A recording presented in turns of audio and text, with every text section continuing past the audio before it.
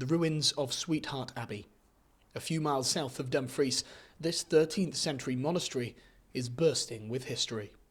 So Adrian, explain to me the significance of this place. Well, Sweetheart Abbey is a really well preserved medieval abbey. It's got the whole precinct preserved here. And when it was set up, it would have been out in the open countryside, and it was inhabited by a community of Cistercian monks who came here from Dundrennan Abbey, and they wanted to set up a place where they could worship God in complete peace and quiet. They had a very sort of austere way of life, and all of the buildings around here illustrate that way of life to us. So we know, for example, that they spent a lot of time in the church over here, over in this direction. Their kitchens and their refectory were over there. Behind us they had a chapter house and other buildings, and we're currently in the cloister, where they would have spent a lot of time praying and contemplating life.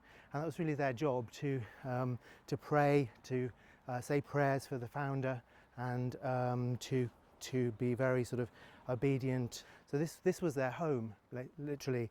And because it's so well preserved, we can understand these historical processes that much better. The story of how the abbey came to be is a tale of true love. In 1268, the much-loved husband of Lady Dervorgilla of Galloway died. A few years later, and in his name, she had the abbey constructed. But building an abbey in his honour wasn't enough for her.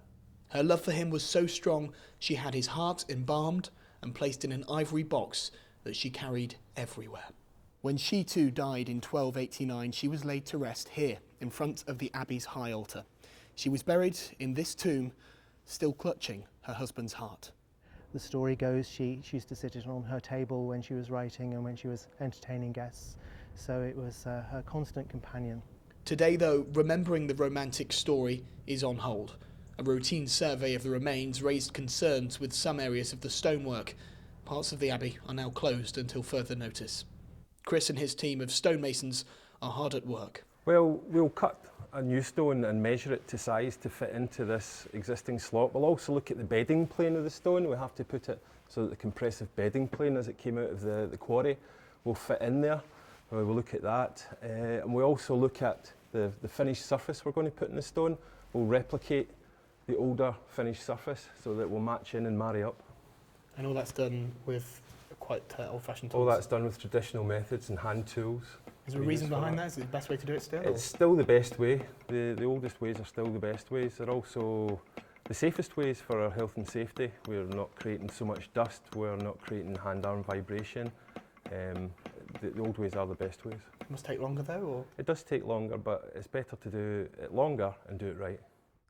So Adrian, why is it so important that we conserve places like this?